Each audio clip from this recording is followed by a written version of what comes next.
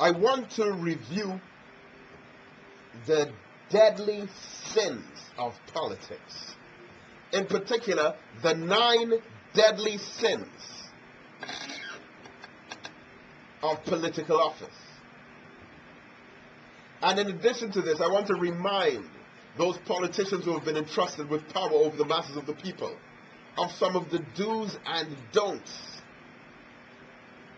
that they have neglected and ignored for so long. And the 9 deadly sins of politics are bribery, trading in influence, patronage, nepotism and cronyism, electoral fraud, embezzlement, kickbacks, unholy alliances, and involvement in organized crime. And these 9 deadly sins of politics seem to be becoming more and more common, being committed more and more frequently, are being carried out even more recklessly with hardly any care or consideration for how it may appear to the masses of the people, because in broad daylight, you know, there's a phrase that is used called daylight robbery. Well, in a sense, we have these political sins being committed in broad daylight. Daylight, bribery, trading in influence, patronage, nepotism and cronyism, electoral fraud, embezzlement, kickbacks, unholy alliances, and involvement in organized crime. Blatantly, unapologetically, right in front of the faces of the masses of the people, in the glare of the media. So let's look at them really, really quickly. A bribe is a payment given personally to a government official in exchange for his or her official powers. But bribery requires 2 participants in the process. The one to give the bribe and the one to take the bribe. And in many instances, the one taking the bribe is just as guilty as the one offering the bribe, and it has become the order of the day.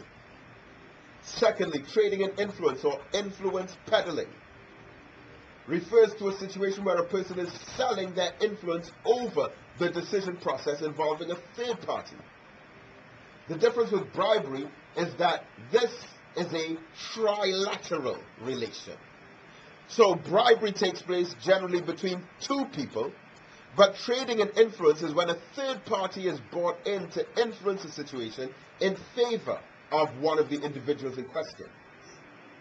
3, political patronage, referring to favors being given to supporters, for example with government contracts and employment, a form of payback for those who have given service to the political party before they came into office.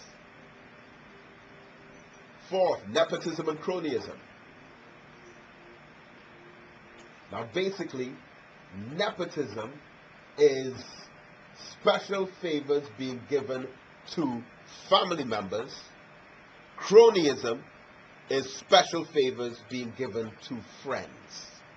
So you hear the term, they give inordinate rewards to their friends and family members, arguably who would have supported them in the election previously. So nepotism and cronyism is similar to patronage, but it's patronage to friends and family members. Then you have embezzlement, which is outright theft of entrusted funds. It is political when it involves public money taken by a responsible public official. Kickbacks is a term used to describe official misappropriation of funds allocated from an organization involved in corrupt bidding. So I may give you a contract in exchange for, or in agreement that you will give me part of the money that you get out of the contract. Unholy alliances. Number 7. Now, unholy alliances is considered to be a deadly political sin, a form of political corruption, where many may feel, but what is wrong if quote-unquote strange bedfellows come together to form an alliance or an association or a coalition government? But it is considered to be a form of political corruption when there are seemingly antagonistic groups who appear to have no other motive whatsoever but to grab power, to hold on to power.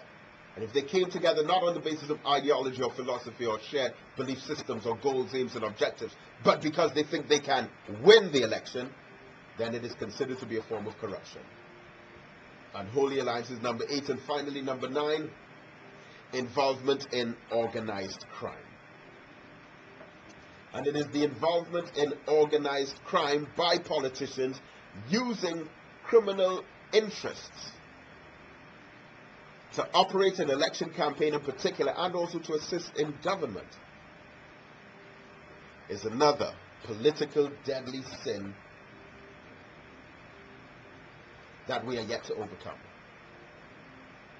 So, these 9 deadly political sins: bribery, trading and influence, patronage, nepotism and cronyism, electoral fraud, embezzlement, kickbacks, unholy alliances, and involvement in organized crime, are all 9 political deadly sins that plague our local politics in our country and in our region. And many times, because of how deep, in particular, the crime families and mafias and criminal cartels and crime syndicates, because of the deeply rooted connection of family and kinship and loyalty by ethnicity, many times the masses of the voters appear to be almost completely helpless. And as a result of that, you find that many of those who are involved in political life are unable to really make a change or influence the situation in a positive way, simply because the system runs so deep, and they think from the outside it may appear that they can make some kind of positive change, but in truth and in fact they cannot. And finally, some do's and don'ts of politics that I'm offering as suggestions for all those involved in, whether it be the executive, the legislature, or the judiciary, the upper house or the lower house, the government, or the opposition, House of Representatives and Senate, to all those involved in politics. First, the don'ts. Don't be arrogant, haughty, too proud, niggardly, and negligent of your own people, especially those who supported you into getting where you got to. 2, do not refuse to listen to what the poorest and the weakest and the most disenfranchised of your citizens have to say. Every single idea, thought, or opinion is valid and valuable in some way. Do not turn a blind eye to any of them. 3, don't enter into an ideological war with the culture of the land. Listen to the sentiments of the Calypsonians and the local artists and those in the entertainment industry, the poets, the writers, the thinkers, the philosophers, the students, and hear their cries and concerns as they relate to social issues. And 4, don't show preferences to the higher social classes. Those are 4 don'ts.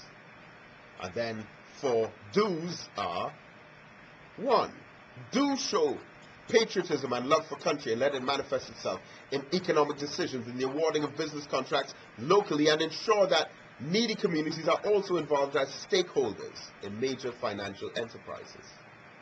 2, do show love for the people, and let it be expressed through policy. 3, do utilize expertise and experience from qualified personnel outside of your political party.